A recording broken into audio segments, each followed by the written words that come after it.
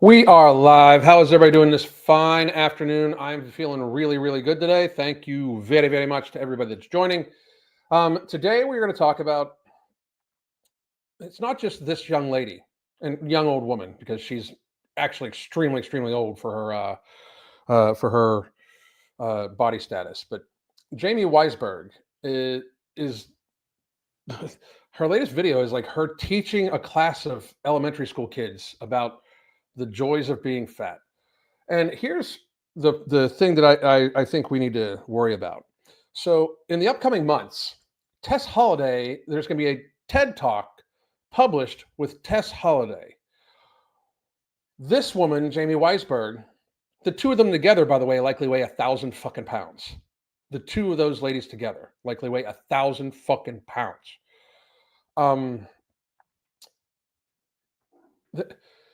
We're putting these people in positions of like they are going to be instructing people and basically lecturing people about the joys or the about the bullshit, like the ridiculous bullshit that society is trying to say about being fat. It is wild to me, like that Tess Holliday is getting a fucking TED Talk. She's got maybe like an IQ in the fucking 70s or 80s for real. Like it's wild to me that this like society, mostly leftist society, it's true and y'all fucking know it, but mostly leftist society is just clinging on to this bullshit about how there's being fat is not your fault, you can't do anything about it, and there's nothing wrong with it. And I think that as a society we need to very much start looking at this as like the problem that it is. The more venue that people, humor out of this shit, the worse it's going to get. It's like we're basically thinking about these people as like somebody asked if that was awesome sauce, Mr. Kitty. But the weird thing about this to me is that like I am imagining, because of the new administration coming in and the possibility of Robert Kennedy Jr. Basically cleaning up the food system and basically trying to reduce chronic illness levels. The only way that chronic illness is going to be reduced in America is to unfatten America. And everybody knows it. And this is the only portion of the whole process that I disagree with Robert Kennedy Jr. on. Robert Kennedy Jr. is basically like setting up all the litigations and all of the governmental bullshit about this stuff, where it's like, okay, we're going to take this out of food. I believe like the big win of the week was high fructose corn syrup is going to be replaced with cane sugar and sodas. How about we fucking like do a little bit more than that? Because now it's just going like, oh, soda's healthier for you. It's wild. But I think that the problem that the Make America Healthy movement on that end, because on my end, the person that came up with the actual fucking slogan years ago, on my end, the only way we're going to lower chronic illness in America is to unfatten America. Like, it's not even hidden that in order for us to be a healthier country, we can't be as fucking gluttonous as we are. We just can't. Now, I know people are going to say it's the food, it's this, it's that, it's all this bullshit. And I'm not disagreeing that it's the food that you choose to fucking eat in the quantity that you choose to fucking eat it in. But that's the problem. People don't want to see this as choice.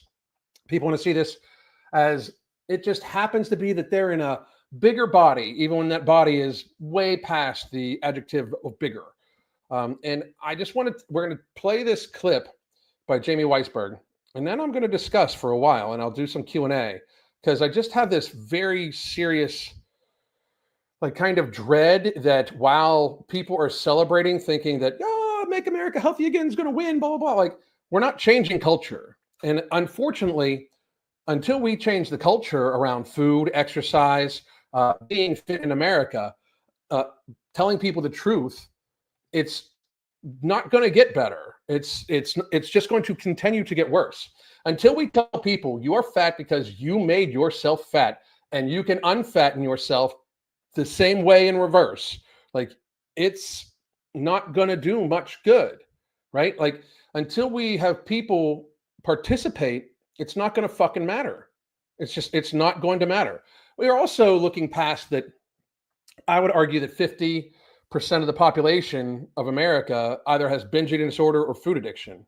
They at least have like a good 70% of the population that's overweight has some sort of disordered eating, because you're eating in an unregulated fashion that causes you to be obese. It's fucked up. We can't continue that. Like, that is part of the problem. It would be different. Like, yes, I know we can make it a lot easier for people by taking out glyphosate from the growing process, and we can eliminate a lot of ultra processed foods, which are highly inflammatory and actually cause cognitive deficit and executive function of the brain deficit. We can eliminate all of these things, but society needs to admit that being fat is a choice. Just like being an alcoholic, drunk, still not in recovery, that's a choice. I understand it's an addiction, but it's still a choice. And people can miss me with that bullshit addiction bullshit, because I'm a binge eater myself. 3 years, I will in 2 weeks from today, I will be 3 years and 11 months no binge. So you're not going to convince me that that's not personal choice. I have lost 100+ pounds and kept it off for years now. It can be done in this food environment. It can be done. And honestly, all I had to do is just go to eating vegetables and fucking beef and shit. That's all I really needed to do. Of course, it was a lot more complex than that because I'm a binge eater and food's delicious and all that shit, right? But we need, if we're ever going to make America healthy again, if America will ever be any modicum of healthy again, individuals need to take personal responsibility and stop pretending that it's not a problem. Stop pretending that not only is it not a problem, but that you're brave for being so body positive and loving your body no matter what. That's stupid shit. You don't love your body if you're morbidly obese. You actually kind of fucking hate your body if you're morbidly obese, because you're abusing the fuck out of it. I mean, I don't even get it, It's wild. So let's listen to this lunatic. This is Jaimie Weisberg in front of a group of children. First of all, did these children sign a release form to be in physical danger? Because they are sitting down. If she walks forward and trips, she's killing a kid. And I'm not even joking. Like, if that woman were to fall on one of those children, she could kill it easily. She's humongous. And I'm not saying humongous as like an insult. It's a reality. Like, I mean, she's very big. This is not good for her either. That's the thing I think people don't understand. Like, I'm going to say things as bluntly as humanly possible because of this shit. Because we have people that are just in complete denial. It's not even her that's in complete denial. Somebody booked her ass to do this shit. Somebody said, yeah, come in and talk to the kids. What possible positive fucking thing can this woman, who looks like she's collecting coins under a bridge, what the fuck could she possibly say to young children that's important? What the fuck could she possibly say that is important for children? I don't see any, but let's listen to what she has to say. I will let it play all the way through. Body. Has anyone ever felt like? How many of you ever felt bad or felt different about your body? Has anyone ever felt like that? Exactly. And I think it sucks and it's uncomfortable and it's like nothing we want to feel, right? It's not good to feel bad about our bodies. But what I can tell you is that it's normal. And like during that time, I lied. I'm not letting it play all the way through. It is not normal to feel bad about your body. If you're in shape and you feel bad about your body, you should maybe talk to somebody, because relatively speaking, if you're in shape and you feel bad about your body, you could likely have body dysmorphia and you should actually get treatment for that. Just saying. But it is not like if she's trying to state that feeling bad about your body is something you should never go through, while she's literally actively much wider around in circumference than she is tall. How is she is spewing this to children. To children. I would love to know where this was at and who hired her. I would love to know that. I really would. I would love to know where this is at and who is hiring her. I want to provide you with compassion and kindness for yourself because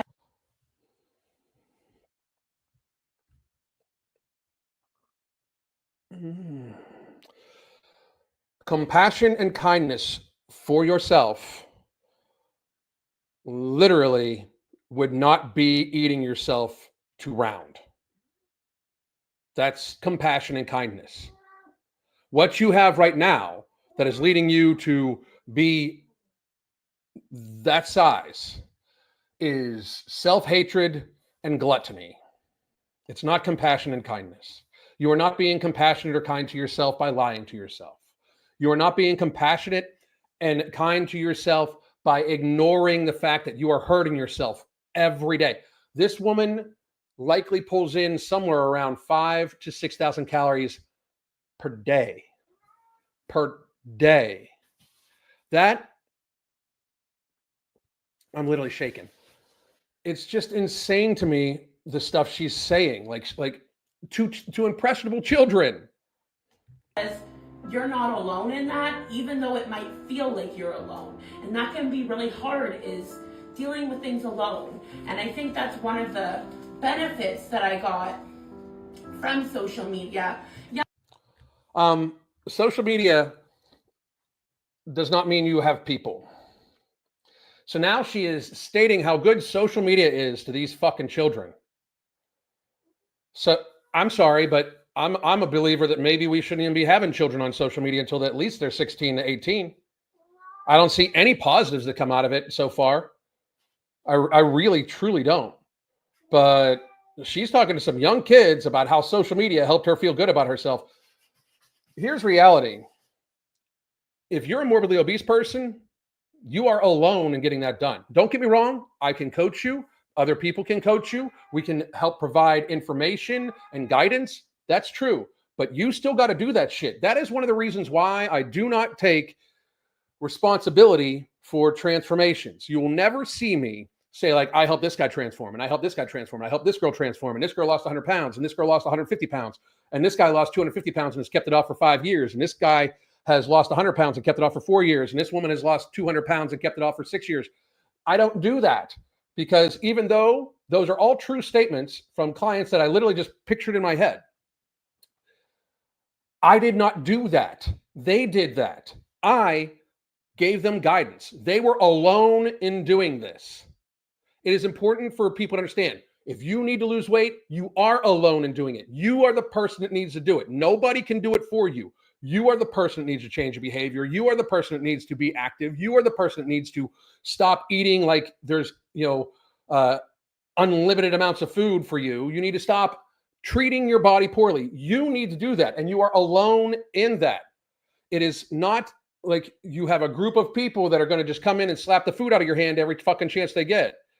And she's not even talking about losing weight. She's just talking about feeling good in her body.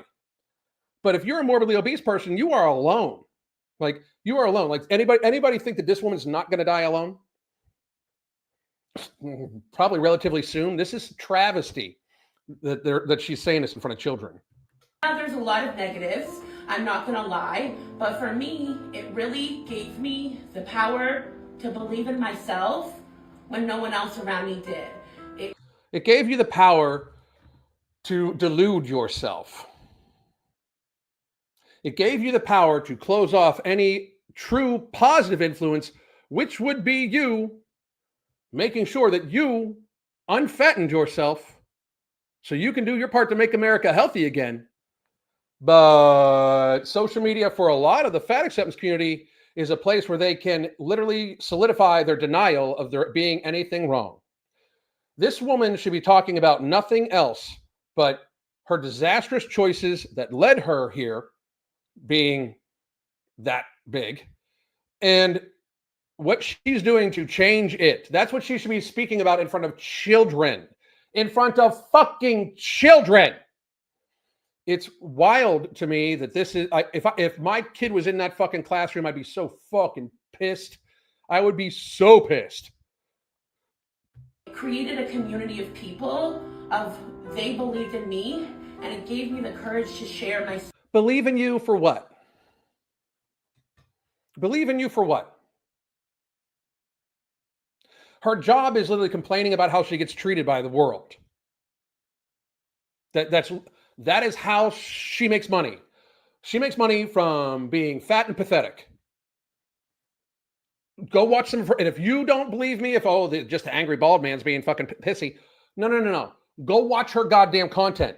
She makes money from being fat and pathetic. Like, I just want people to love me. Fucking, you don't love you. You do not love yourself if you are this woman. This woman does not love herself. Not even close. I mean, it is not even a question to me. This woman in some way loves food way more than she loves herself. She loves food so much more than she loves herself that food is the thing that's going to kill her in the slow motion.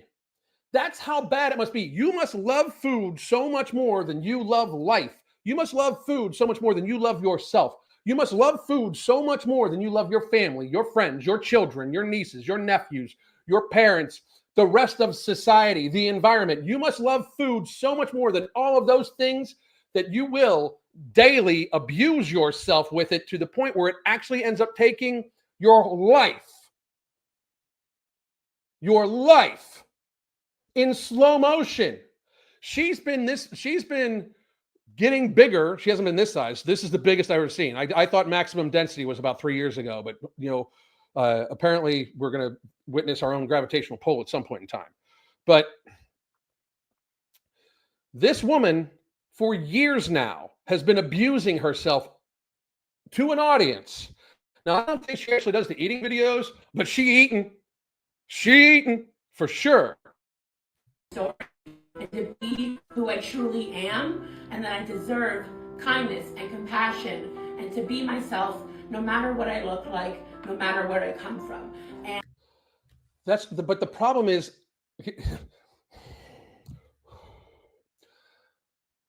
lose weight. You're 500 plus pounds. You need to do it now, or you're going to die early and painfully. That's kindness and compassion. You are gluttoning yourself to a very seriously early grave. You should stop doing that. That is kindness and compassion. Lying to your face, straight lying to you, is not compassion at all. It is not compassionate. Lying to your face and saying, you're fine. Like the whole thing, like, I deserve respect. I deserve this. No, the fuck you do not. You do not even respect yourself. You definitely don't respect society. We are, one more time, 4, almost 5 years past closing the world down for elderly people and fat people as the excuse. And this is how she thanks society. You don't deserve compassion at this point. Until you start showing some compassion for yourself, you deserve as blunt as we can give it to you, because compassion led you to being this. Compassion, wanting to be super nice to everybody, the false idea of I'm not going to say anything that will hurt anybody's feelings and that will make it better, that's led you to this. Led you to this. This is not healthy by any stretch of the imagination. This is not healthy. This is not good for you, your family, your friends, your friend group, your society, your neighborhood, your community. This is not in any way good for the country, society, the healthcare system, the planet. Can you imagine how much packaging this woman adds to the environmental waste? It's crazy. Like, it's absolutely insane. And she's talking about, like, I deserve this and I deserve that. You don't deserve shit. You already have overconsumed resources to the point where you are overconsuming more resources, because very clearly she's not healthy. She probably accesses the healthcare system tremendously more than anybody else her age should if they were healthy. She is, in fact, disrespecting all of society. She is not showing any compassion for society at all. Society should not show her compassion. And I know people have a hard time understanding that, but to demand to be treated with respect, respect is earned, and you are not respecting yourself. You are not respecting society. You are not respecting the planet. You don't deserve respect. I know people don't like to think that. I know people don't like to hear that. But that woman and anybody that size still, after 2020, if you are still morbidly obese after 2020 and not trying to do something about it, if you're trying, I know it's hard, but if you are literally still 400, 500 pounds and not trying to change it, you're disrespecting all of society, all of us. So you don't deserve respect. And I'm sorry, it can't really, like, you don't have a logical argument that could possibly break mine down if you think you do. Because you are showing disrespect to all of society via your overconsumption, which leads to disproportionate societal burden and more waste put into the environment. It is just facts. It's reality. You did not just happen to be fat. I wanted to pull up something else here real quick because I found this to be kind of wild, right? We'll remove that and we'll go to this. This is just a quick, childhood obesity search, right? Just really, really quickly, right? I don't know if you guys can see that all that well. Give me a sec. Let me blow up the lettering a little bit. There we go. Okay. And we'll do that. That makes it a little bigger. All right. Childhood obesity is a condition where excess body fat negatively affects the child's health or well-being. So any obesity. It is often diagnosed based on body mass index. I really wish we would go to waist to height ratio even for children, which is calculated by dividing weight by height. It's not actually just weight by height, dumbass. Which, I mean, I can't even believe this is a fucking thing. Anyway. Which is calculated by dividing weight by height. The prevalence of childhood obesity differs by sex and gender, and it's a serious public health concern due to the numerous adverse effects, right? So prevalence and risk factors. According to the estimates, nearly 1 in 5 children in the United States have obesity, and yet we have a 550-pound woman telling people that they should love themselves for who they are. That's crazy to me. Children with obesity are more likely to develop other serious health problems, including heart disease and type 2 diabetes. They are also more likely to suffer from anxiety, depression, and low self-esteem. That's because, wait for it, being in a constant inflammatory state leads to anxiety and depression. And low self-esteem is because you hate yourself and you're doing this to yourself. The child knows that they are slowing themselves down. The child knows that they are encumbering themselves, and it leads to depression, anxiety, and low self-esteem. Risk factors for childhood obesity. The risk factors should include eating more calories than you motherfucking burn. That should be the end of the risk factors, is the child eating more calories than what they are burning. That should be the only risk factor, because that is truly the only risk factor, because the ones they list off here, family history of obesity and type 2 diabetes. That means a family history of face fucking yourself with pie until your blood sugar levels cause you to be insulin resistant. That is it. Obesity does not run in anybody's family. Type 2 diabetes doesn't run in almost anybody's family. 90 to 95% of type 2 diabetes is avoidable by lifestyle change, reversible by lifestyle change, or manageable by lifestyle change. And we do not have a history of obesity generationally in America, truly, because 100 years ago, a woman her size would only be found in the circus. Only. It's not like it just is passed down, passed down, passed down. It is your behaviors. Birth weight and gestational diabetes. Birth weight and gestational diabetes are both factors of whether the mother takes care of themselves and or is obese when they have the child normally. There are other times. But high birth weight and gestational diabetes normally means that the mother is morbidly obese also. Rapid weight gain in infancy, overfeeding, sedentary lifestyle and limited physical activity, unhealthy diet and consumption of high calorie, high fat foods. And that is literally the only one. I mean, it's just fucking crazy. The consequences are the normal consequences of obesity, except there's a few more that they don't even list off, right? So the consequences of obesity for childhood obesity can lead to various conditions, including type 2 diabetes, high blood pressure, high cholesterol, which, I mean, the jury's out on cholesterol anyway, sleep apnea, joint problems and musculoskeletal issues, mental health concerns such as anxiety and depression. Oh, and by the way, it makes your kid fucking stupid. It makes it so your child does not even develop gray matter at the same pace as a lean child. These are facts. Like, if you have a morbidly obese child, you are stunting their mental development by them being morbidly obese. You are making your child fucking stupid. You are abusing your child into stupidity. Reality exists. So I'll do some Q&A now. I just want to let everybody know that if you're trying, I got you. Like, for real, I got you. And as a matter of fact, one more time here, guys, we have our Make America Healthy Again / Black Friday, Cyber Monday sales, whatever the fuck you want to do. 1 month, 3 month block, 6 month block, 1 year block. The 1 year block's $499.99. The 6 month block is $399.99. The 3 month block is $249.99, and the monthly one is $99.99. We have limited slots available, so if you want to pull the trigger and enter the new year healthier than you've been and get healthy in 2025, please join up now. But I shall take Q&A from here on out. It was passed down. Only the rich were fat back in the day, so they all try to claim royal lineage. Right. So that's funny too. Linda, also, it's easy to get F when the mother's not active. Yep.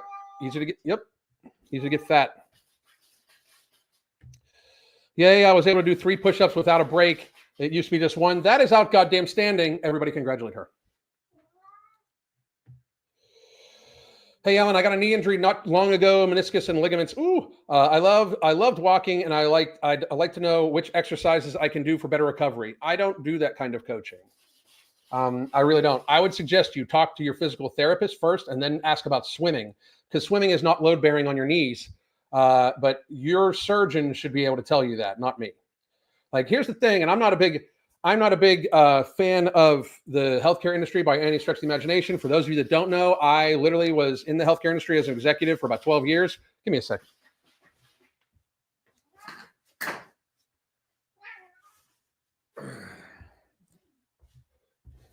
Mr. Kitty wanted to say hi. So I was in the healthcare industry for about 12 years. So I think the healthcare industry is amazing. Like, medical science is absolutely amazing when it comes to acute injury and illness. So you fuck your knee up, you go to your doctor repairs it, right? You have an acute sickness like food poisoning or something like that, the doctor can help you. But doctors do not do well with chronic or lifestyle-driven illnesses. So he wants to see his mom. But it's so I just don't do that kind of coaching. And nor should, and I'm going to tell you this, Loyal Pepper, if you were to ask that question of any fitness fucking person on a live broadcast, and they would give you answers besides go to your doctor, ask them about non-load bearing exercises such as swimming. If they would say, no, you should do this exercise, this exercise, this exercise, without a physical examination, without knowing how you injured it, not knowing how long ago you injured it, not knowing the severity of the injuries or anything like that, you should never, ever, ever, ever, ever, ever, ever, ever, ever listen to that person again. It is fucking negligence. Negligence. So I will do Q&A. Any questions you guys got? I got about 10, 15 minutes, and then I'm done. Just bought the Holy Trinity. Any particular way I should start taking it? If it arrives, I would suggest taking a half tablet of Ember first thing in the morning. Start with a half because it is fucking, it's a strong stimulant. But I personally normally take a half Ember in the morning when I do take Ember, and then I take No Morbidity and Alchemy. I took it like right before I talked to you folks, and I'm going to eat here in about an hour or so. And that, Mr. Kitty's throwing a fit. We think he wants fed. And then I would take your second dose of Alchemy before your evening meal. That's how I would start taking it. Ember is potent stuff. I have to split it in half. Same. Okay, thank you so much, Alan. Love your videos. They motivate me to be healthy. Thank you very much. I appreciate it. And again, I wish you nothing but the best with it. Please do let us know how that goes. But I do think you should talk to if you've had knee surgery, you should talk to your surgeon. Maybe get some physical therapy and then see what activities they approve you for. Okay. I'm a big fan of physical therapists, by the way, like a big fan of physical therapists. Weisberg as a predator, propaganda to children should be criminal. I agree. I agree. Caitlin, what are the best seasonings and sauces for your proteins? What do you do when you get bored of photos? I don't know what photos are. Foods. You meant foods. I see it down there. I am a salt, pepper, garlic powder, and onion person for steaks. I love it. But right now we have chili cooking in the Instapot. The chili is 2 pounds of organic ground beef, so about 3 or 4 cups of pinto beans, a thing of salsa, some hot sauce, cumin, chili powder, garlic powder. I put a little bit of Celtic salt in there for the minerals, and it'll be good. We're probably gonna have it over rice here in a little bit. But I personally love just trying different seasoning combinations. I grill a lot of stuff too, so it makes it very, very, very good. I don't do MSG. MSG is a neurotoxin, just so everybody knows. I don't do it. There's actually, you can look this up. When they want to study obesity, they need to in rats and mice. When they want to study obesity, and they normally do it in mice and rats first, right? You know how they get the mice and rats fat? They feed them MSG. Look it up. It's an actual thing. It's an actual scientific, like, research technique. MSG fattening of mice. Hang on a second.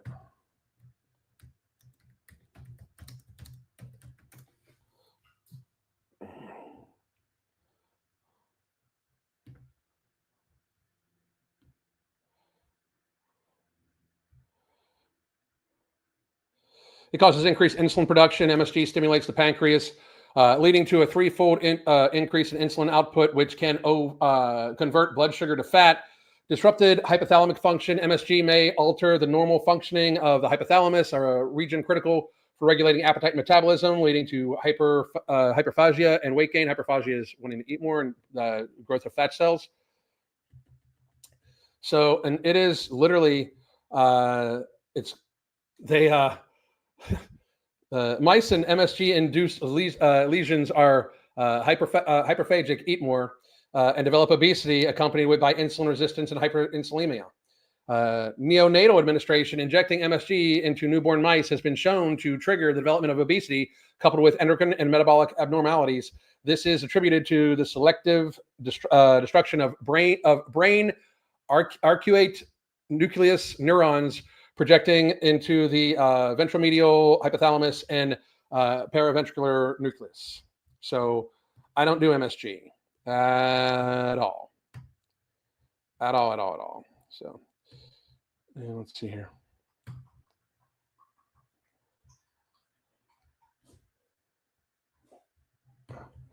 I understand this is an oxymoron, granted that bodybuilding is not healthy. However, what are ways to mitigate the dangers of unhealthy practices of bodybuilding, not including PED use?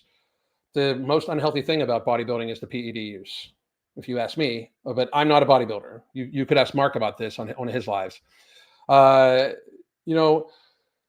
There's a difference. There's also a difference between having your testosterone levels put to a normal level, like testosterone replacement therapy, or for women, hormone replacement therapy. I believe that's been shown to be much healthier than just letting your T levels and your estrogen levels just drop to nothing as you age.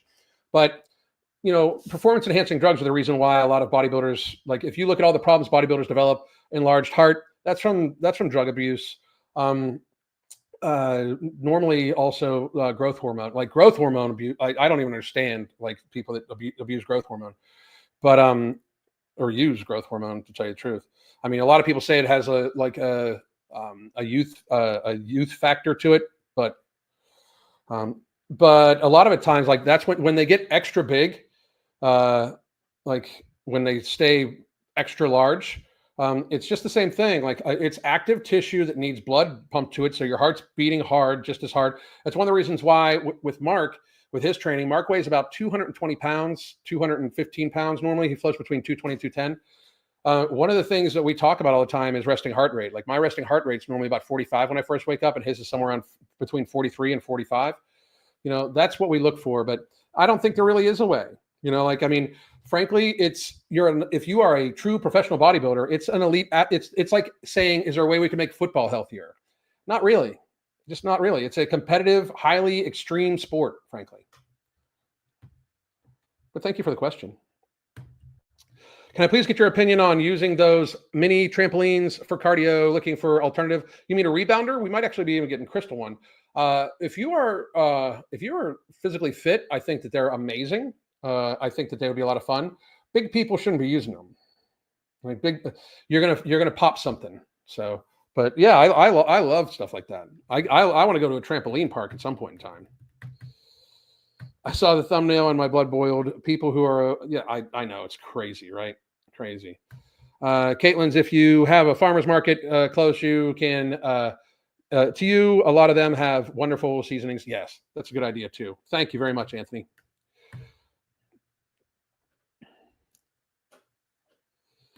I almost always think meats taste a little better when I add a drizzle of vinegar on them. I've never tried that, but I'm certainly going to fucking try it now because I love vinegar. I absolutely do. I know that tastes good with mustard on it, and mustard is vinegar based. So, getting too low body fat, where you have no periods, no low test. Yeah, that's bad. that's bad.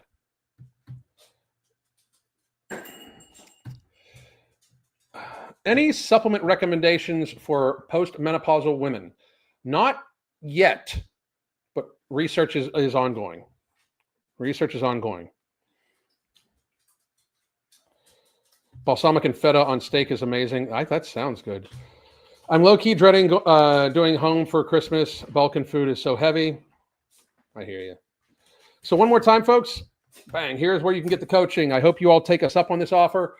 But I am going to go chill with my wife for a little bit before we have all sorts of stuff to do. We're probably going to eat a little bit of food. I might be back at 6 p.m. Eastern time today if I feel like it. If not, I will see you guys tomorrow, same time, same place. But I will definitely be on Evening Rants Rumble, Evening Rants YouTube for a little while until we get off of it.